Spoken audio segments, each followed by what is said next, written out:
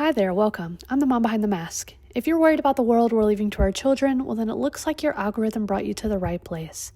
You may be aware that we're going through an alleged illiteracy crisis here in the United States, where our children aren't reading or writing on grade level, yet they're being pushed through the school system regardless of if they're ready to advance to the next grade or not. So I'm not really understanding why they're not telling y'all. Like, we all know that the world is behind, globally, because of the pandemic and stuff. But I don't understand why they're not stressing to y'all how bad it is. Like, I'm not even trying to be funny, but these kids are... I'm going to just say this. I teach 7th grade. They are still performing on the 4th grade level. I don't care how you flip it, turn it, swing it, swindle it. They still performing on the 4th grade level. Ain't nobody talking about how they just keep moving, passing them on. They just keep passing them on. I can put as many zeros in this grade book as I want to. They're going to move that child to the 8th grade next year. And while yes, COVID played a huge part in why our younger children are having a hard time performing on grade level, but I think truthfully the effects of COVID acted like the alarm bells of a fire alarm that should have went off a long time ago and instead didn't start blaring until after the house was already engulfed in flames. Because it's not just our kids, guys. It is so much bigger than that. How many people in the United States, adults, do you think can't read? It's estimated that 32 million people in the United States cannot read at all. Well, that's pretty astonishing, but I want to focus on the kids. I want to focus on the kids, but at the same time, I want to show you the outcome of pushing a child through the school system grade after grade after grade, and allow you to see what our country's school system deems as a young adult who is fit to enter the world. But before I do, I ask that if you care about keeping kids safe online and in real life, please make sure to hit that subscribe button and hit the notification bell to support that mission. Now, I grew up in a low-income area where many elderly people couldn't read or write properly. My grandmother herself didn't make it past the 8th grade because she started working to help support the family. My great-uncle couldn't read or write at all. And while that's unfortunate, it wasn't a completely unfathomable concept at one point in time. But imagine living in a world today where there are 20-year-olds who are completely illiterate. And I mean who are functionally unable to read or write past a 1st grade level. Well, that is the reality for one young woman from Connecticut that I'm about to show you. But the real shocker here isn't even the fact that she can't read or write. It's the fact that she can't read or write, yet somehow she still graduated with honors from the Hartford, Connecticut school system. And not just that, she even received a scholarship and is currently attending the University of Connecticut. Think you'd be going to college here? No, never. Never in a million years. In some ways, Aleysha Ortiz is living an American dream. The 19-year-old began her freshman year at the University of Connecticut in Hartford this fall. She's excited to study public policy, the culmination of hard work after moving north from Puerto Rico as a child. Do you remember when you first came to Connecticut? Yes, I remember I was very nervous, but I know it was gonna be better opportunities for me to learn. But Aleysha says those opportunities never came to fruition. Even today, could you read this, or would it take you a long time? It's impossible. I just see his words everywhere.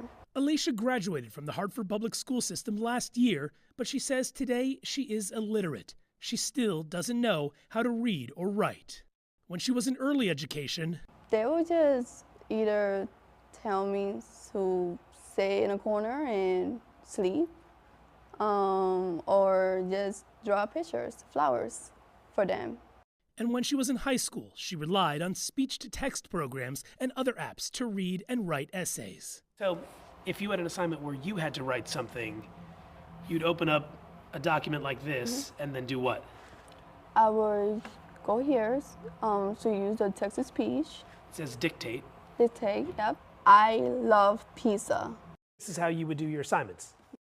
And then Cats of the World VA sporting a twin-prop airplane.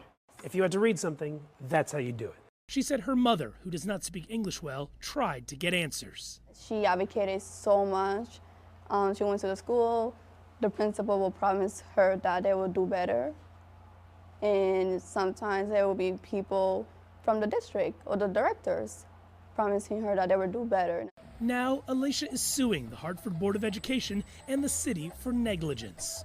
The suit alleges the school district documented and acknowledged Aleysha's learning challenges through multiple grades, but because they were not adequately addressed, she continued to struggle academically and began exhibiting maladaptive behaviors in the classroom. Sometimes I will feel proud to be the bad child because at least I was something to them, and I wasn't invisible.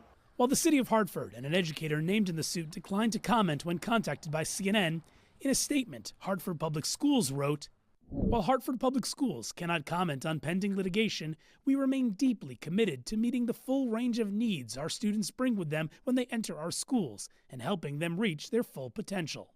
A few questions and thoughts when I see this is that so many people failed this girl, and it just doesn't make sense. First of all, the fact that Aleysha and her family came here nearly 15 years ago and her mother still can't speak English is unacceptable. When her mother realized her daughter was falling behind, she should have taken it upon herself to intervene in that way. It's very telling by Aleysha's accent that she still primarily speaks Spanish.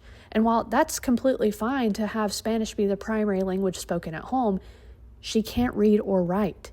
She doesn't even sound like she's comfortable speaking English, so as a mother, I would have said, okay, we're changing things up and we're only speaking English or as much as we can in the house until we get you where you need to be. Secondly, I've seen people speak about underserved communities and how immigrant children are often left behind. And while I agree with that, the entire community of Hartford, Connecticut is made up of over 30% Puerto Rican residents. So you're telling me that over a quarter of the community is Puerto Rican and the school system still couldn't figure out how to help this girl? It doesn't make sense. What's the dog, man? Dr. Jesse Turner is the leader of the Literacy Center at Central Connecticut State University. He feels the main issue here is inequality in public education. America should be asking a question. Do we really care about our children, all of our children?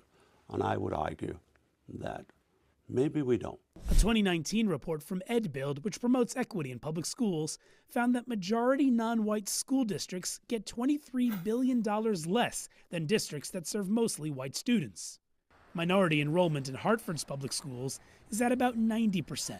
The Department of Education's a big con job. Plus, Turner fears a crucial guardrail will be lost if the Trump administration follows through with abolishing the Department of Education.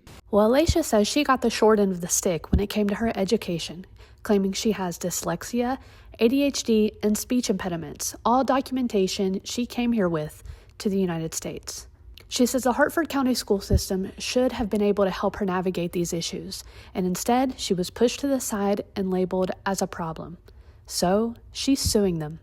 Aleysha Ortiz is suing the Hartford Board of Education, the City of Hartford, and her special education case manager, Tilda Santiago, for $3 million. Besides not being able to read or write, Aleysha says she also has issues telling time, counting money, and even holding a pencil. However, she was somehow able to graduate high school with honors with the use of technology like text-to-speech functions and honestly, who knows what else. This kind of thing makes me very nervous, especially when you factor in how prominent AI is becoming. But yes, she graduated.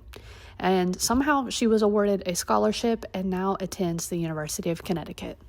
Every year, she told her teachers that she struggled, and every year, she says they ignored her. Some allegedly even mocked her. She found ways to get by using talk-to-text and class recordings to meet graduation requirements, but getting a diploma doesn't mean that the system didn't fail her. Now Ortiz is suing the Hartford Board of Education, the city, and one of her special education teachers for $3 million in damages, claiming bullying, harassment, and negligence from the people who were supposed to help her. Ortiz's case highlights a much bigger issue. Nationwide, approximately 40% of U.S. students cannot read at a basic level, and grade inflation means that more kids are graduating despite falling behind. Classrooms are overcrowded, teachers are overwhelmed, and there's pressure from administration to just push students forward to the next grade, so struggling kids often fall through the cracks. And despite setbacks, Ortiz isn't giving up. She's at the University of Connecticut, where she's focusing on special education policy and advocacy. Ortiz says that education is important, but it's lost its true purpose. And looking at her story, it's kind of hard to disagree. I'm torn, guys. I mean, sort of. It seems she's able to get the work done, I guess, but at the same time, she can't read or write. So what do you think? Should she be able to attend higher education? Should she have even graduated high school? And is she in the right for suing the school system that she insists failed her?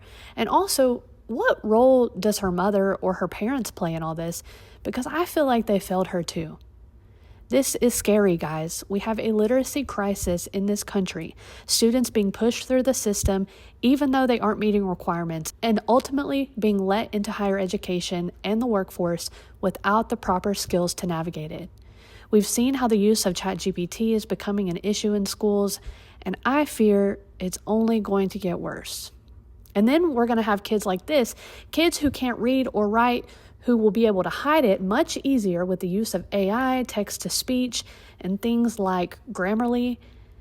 It's just something that can easily spiral and ultimately be a detriment to our kids and eventually our society. If you're worried about the world we're leaving to our children, well, guys, I'm right there with you.